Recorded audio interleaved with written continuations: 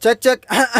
Halo cebolers, gimana kabarnya? Gimana? Cebol masih pakai tangan kiri? Cobain deh pakai tangan kanan. Rasanya anjay bedah. Oke, kembali lagi sama si Udin sebagai narator di sini yang still in di ladang jagung seperti biasa. Jagain monyet, jagain babi biar jagungnya aman sampai panen. Buat modal nikah nih, bray. Oke, film yang kita bahas kali ini adalah film yang berjudul Mechanic Resurrection yang dirilis tahun 2016. Film ini dibintangi oleh om kita bersama, yaitu Om Jason Statham. Jadi film ini adalah lanjutan dari film The Mechanic yang rilis tahun 2011. Tapi kalian gak perlu khawatir jika belum menonton film sebelumnya, karena alur ceritanya gak terlalu berkaitan banyak. Film Mechanic Resurrection ini bercerita tentang pembunuh bayaran yang dipaksa membunuh demi menyelamatkan pujaan hati belahan jantungnya yang sedang disandra. Pembunuh bayaran ini diharuskan membunuh 3 orang di 3 negara berbeda, yang dimana 3 orang tersebut bisa dibilang mustahil untuk dibunuh karena mereka semua adalah penjahat elit yang sudah dijaga super ketat. Dan bagian tersulitnya lagi, kematian mereka harus terlihat seperti kecelakaan. Oke, karena ini bukan Bang John IQ7, jadi kalian gak perlu pasang handspring, gak perlu kencangkan celana dalam, gak perlu simetriskan posisi rebahan. Kalian mau nonton sambil jungkir balik, mau kepala di bawah mau kaki di atas, mau sambil beol terus cebolan juga nggak masalah. Oke, untuk lanjut dengerin bacotan Udin tentang filmnya, nggak perlu cekicrotan, langsung aja putar filmnya. Film dibuka di belahan bumi bernama Rio de Janeiro, Brazil. Di sini kita akan diperkenalkan dengan pemeran utama kita yang bernama Arthur Bishop.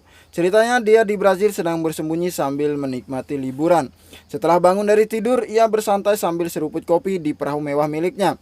Siang harinya ia hendak pergi ke sebuah kafe untuk menunggak tuak. Sesampainya di kafe, baru saja ia mendaratkan pantatnya di kursi, ia dihampiri oleh seseorang wanita yang cukup bening. Wanita bening itu tanpa mengucapkan salam langsung bilang, 5 bulan di Brazil, kau pria yang sulit ditemukan, ha? Ternyata wanita bening ini sudah mengetahui banyak tentang Bishop. Dia menuturkan kalau dia dikirim oleh bosnya untuk menawarkan Bishop pekerjaan.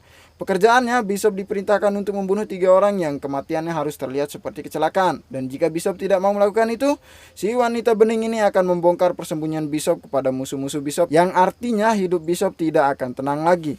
Mendengar ancaman itu, Bishop langsung memfoto si wanita bening itu dan mengatakan, beritahu bosmu untuk melawanku sampai mati. Yang artinya Bishop menolak mentah-mentah tawaran itu. Dan Bishop pun bercemburu rayu dengan para anak buah si wanita bening itu.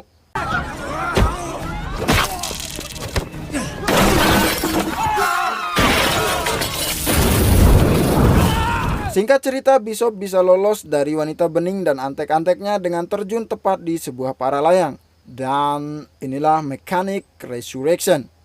Sore harinya, kira-kira tepat azan maghrib lah, perahu Bishop didatangi oleh orang. Namun dengan mudah Bishop menekan handphonenya dan ketika sudah memasuki waktu Isya, Bishop terlihat berjalan di sebuah pelabuhan yang dipenuhi oleh tumpukan kontainer. Ternyata di salah satu ribuan kontainer itu, Bishop menyimpan peralatan penunjang aksinya yang untuk melakukan pembunuhan.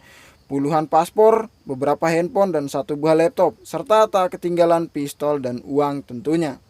Scene selanjutnya kita akan dibawa ke sebuah pulau di negara tetangga kita, negara yang bahasanya kunci rai, sodekap.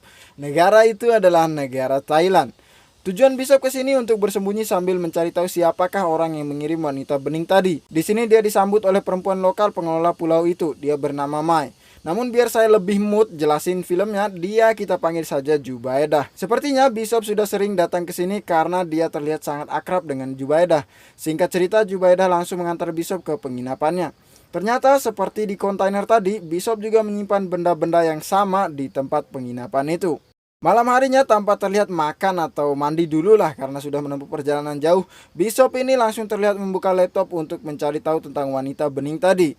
Setelah searching dan stalking di Facebook serta Instagram, Bishop menemukan fakta bahwa wanita bening tadi dikirim oleh seseorang yang bernama Crane. Pagi harinya saat Bishop sedang berdiri santai di depan penginapan, dari jauh ia melihat seorang wanita. Namun karena wanita itu kurang semok, jadi si Bishop tak peduli dan gak tertarik untuk mendekati. Ternyata wanita itu mencari P3K untuk mengobati tubuhnya yang terlihat memar, yang entah apa mungkin penyebabnya. Malam harinya dari jauh Jubaedah melihat sebuah pertengkaran di sebuah perahu. Karena merasa kasihan, ia langsung memaksa Bishop menolong perempuan di perahu itu. Awalnya Bishop menolak, tapi karena Jubaedah mengancam akan melakukannya sendiri, Bishop pun akhirnya mau melakukannya. Sesampainya di perahu, Bishop langsung ditantang berkelahi oleh orang yang menyiksa perempuan itu. Namun karena Bishop lebih cekatan, orang itu terjatuh dan tewas karena kepalanya jatuh tepat di sebuah besi. Ketika mengecek isi perahu, Bishop menemukan handphone di dekat paspor wanita itu yang berisi foto dirinya. Dan untuk menghilangkan jejak, Bishop membakar perahu itu. Setelah kembali ke pantai, Bishop langsung menginterogasi wanita tadi. Ternyata dia bernama Gina Thorne, warga negara Amerika. Tapi biar saya lebih mood jelasin ya, kita panggil saja Maimunah. Jadi si Maimunah itu wanita tersemok di kampung saya. Jadi kalau sebut nama dia itu lebih mood aja. Oke, kembali ke filmnya. Bishop mulai menanyakan kenapa Maimunah memiliki foto dirinya. Maimunah pun menjelaskan bahwa dia dikirim paksa oleh Crane untuk mendekati Bishop dan membujuk Bishop melakukan tugas seperti yang wanita bening bilang di awal tadi. Keesokan harinya, Bishop mulai mencari tahu siapakah Maimunah sebenarnya. Setelah googling, akhirnya Bishop mengetahui bahwa Maimunah adalah seorang agen militer khusus yang pernah dikirim ke Afghanistan untuk misi kemanusiaan. Merasa belum puas, Bishop menanyakan langsung kepada Maimunah apa yang sebenarnya terjadi sehingga ia bisa berada di pulau ini. Maimunah pun mulai menjelaskan awalnya dia menjalankan sebuah kegiatan semacam perlindungan bagi korban penjualan orang di Kamboja. Namun suatu saat datang orang suruhan Crane yang menculik dan membunuh salah satu stafnya. Melalui itu Crane mengancam akan melakukan hal yang lebih buruk jika Maimunah tidak melakukan apa yang ia inginkan. Keesokan harinya, Bishop melihat sebuah perahu yang mencurigakan bertengger di tengah laut. Ternyata setelah Bishop amati, itu adalah orang-orang yang mengamati mereka. Mengetahui itu, Bishop mulai mengikuti alur yang dibuat oleh Crane dengan memperlihatkan kedekatannya dengan Maimunah. Sore harinya, Maimunah mendatangi Bishop. Ia berterima kasih kepada Bishop karena telah menyelamatkannya. Dan Maimunah juga meminta maaf karena telah melibatkan Bishop. Mendengar itu, Bishop mulai menjelaskan bahwa tanpa dia datang pun Bishop sudah terlibat dalam hal ini. Semua diawali saat dulu ia kecil, dia dijual ke sebuah gangster yang khusus melatih anak-anak agar menjadi tentara. Di situ juga ada Crane. Saat pelatihan, Bishop berusaha kabur bersama Crane, namun yang berhasil hanya Bishop, sedangkan Crane gagal yang membuat Crane harus dihukum. Dan sekarang Crane menuntut balas akan hal itu. Di ujung perbincangan mereka, bunga-bunga asmara mulai muncul di antara mereka. Dan taulah, baku hantam pun dimulai.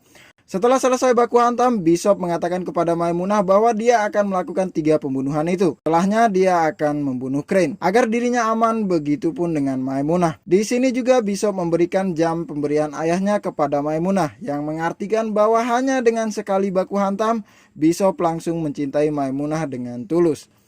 Singkat cerita, esok pun tiba. Saat Bishop dan Maimunah sedang berjalan di pinggir pantai, anak buah Crane datang untuk membawa mereka menemui Crane.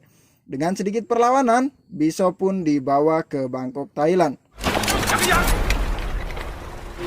Di pertemuan itu, Crane tak banyak basa-basi. Ia langsung memberikan berkas orang pertama yang harus Bishop bunuh. Orang itu bernama Krill. Dia adalah pembunuh massal dan panglima perang serta seorang penjual senjata ilegal terbesar di Afrika.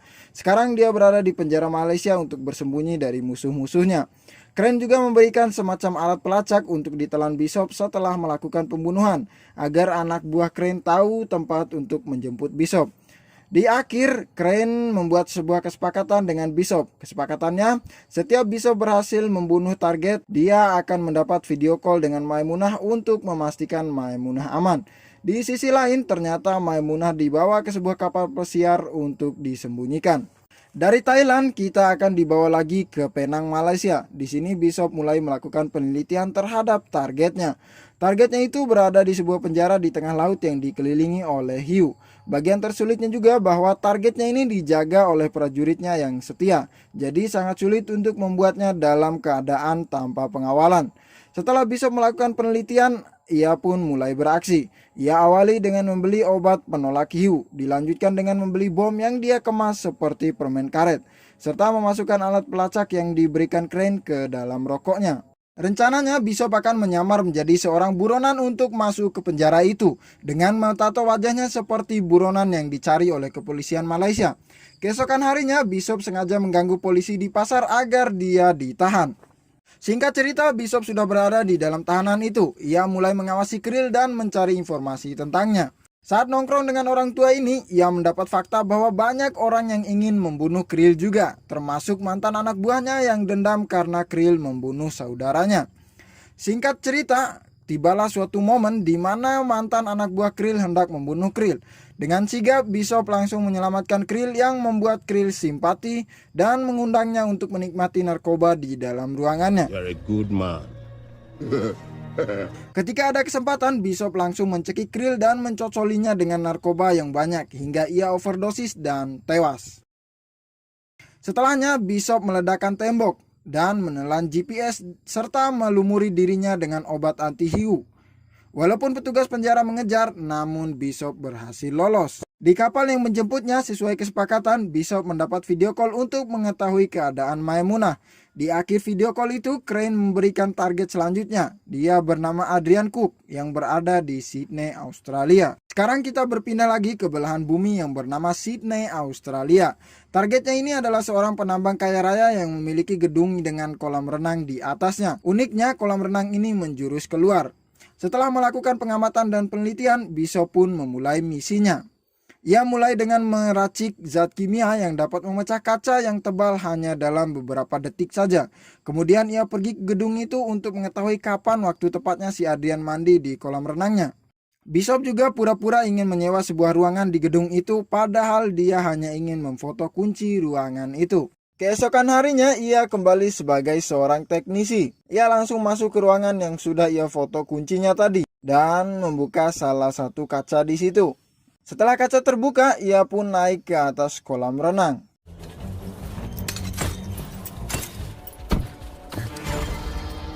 Di atas kolam, si Adrian sudah bersiap untuk mandi. Bishop melubangi kaca dan memasukkan zat kimia pemecah kacanya. Saat bersamaan, Adrian sudah berada dalam kolam, dan tak menunggu lama, Adrian pun terjatuh dari kolam dan tewas. Misi Bishop pun selesai. Crane yang melihat itu sangat senang. Saat video call, Maimunah sengaja memiringkan posisi kameranya agar Bishop melihat nomor lambung kapal pesiar tempat Crane menyembunyikan Maimunah. Setelah menanyakan keberadaan kapal itu ke pihak pelabuhan, Bishop pun melakukan pengejaran dengan helikopter. Setelah sampai di kapal, Bishop menghabisi satu persatu anak buah Crane.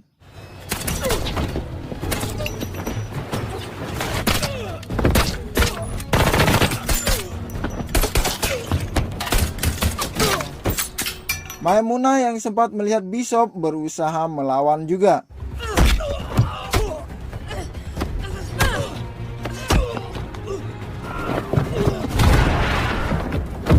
Karena jumlah anak buah Crane sangat banyak, Bishop sempat tertangkap. Namun ia berhasil lolos lagi tanpa membawa Maimunah yang masih disandra.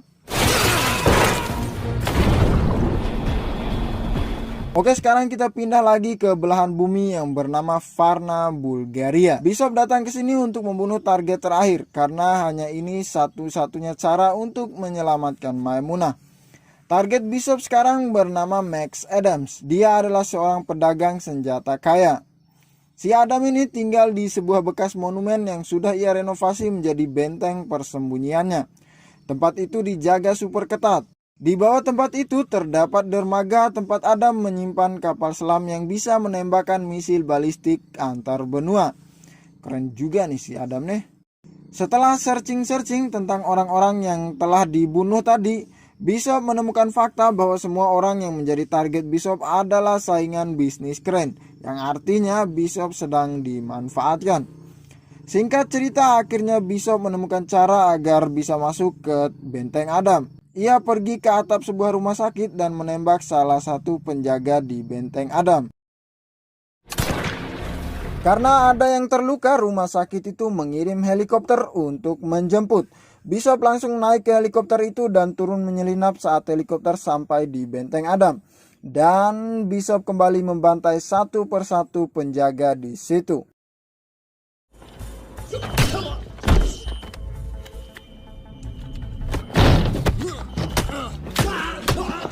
Karena suasana makin kacau, Adam memutuskan untuk bersembunyi di bunkernya.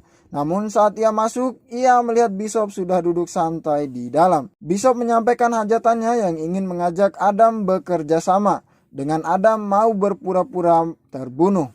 Adam pun setuju dengan rencana Bishop. Singkat cerita, saat Adam hendak masuk ke kapal selamnya, tiba-tiba jembatan untuk melintas meledak dan Adam jatuh ke air. Ternyata Bishop sudah menunggu di dalam air. Mereka berdua keluar di sebuah pulau. Bishop menyuruh Adam bersembunyi beberapa hari.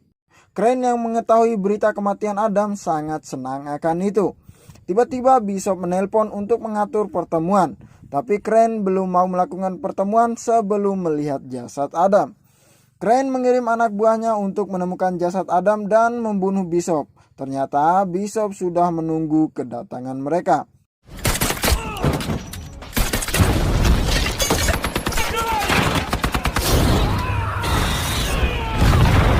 Setelah selesai membantai semua anak buah Crane yang datang, Bishop mendatangi Crane di kapalnya.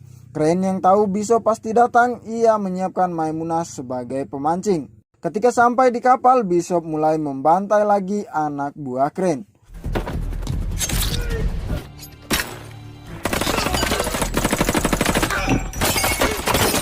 Di sisi lain kapal, Maimunah dengan keahliannya yang ia punya, ia berusaha melawan, hingga ia harus tertembak dan tertangkap lagi. Merasa tidak mampu melawan ganasnya Bishop, Crane ingin meledakkan kapalnya dan pergi menggunakan helikopter. Mengetahui itu, Bishop memasukkan Maimunah ke dalam kapsul penyelamat agar Maimunah tak terbunuh nantinya. Di menit-menit terakhir sebelum kapal meledak, Bishop berhasil menggagalkan Crane yang hendak kabur. Ia mengikat Crane dengan rantai, kemudian ia berlari masuk ke kapal dan kapal pun meledak. Maimunah berhasil dievakuasi. Di situ juga ada Adam yang menyaksikan evakuasi bangkai kapal. Di akhir film, Maimunah sudah kembali ke Kamboja. Dan betapa senangnya Maimunah saat melihat orang yang tersenyum ke arahnya dengan kepala pelontosnya. Ternyata Bishop masih hidup. Film diakhiri dengan Adam melihat dari CCTV Bishop keluar dari bangkai kapal, tepatnya di ruang penyimpanan jangkar. Film pun tamat.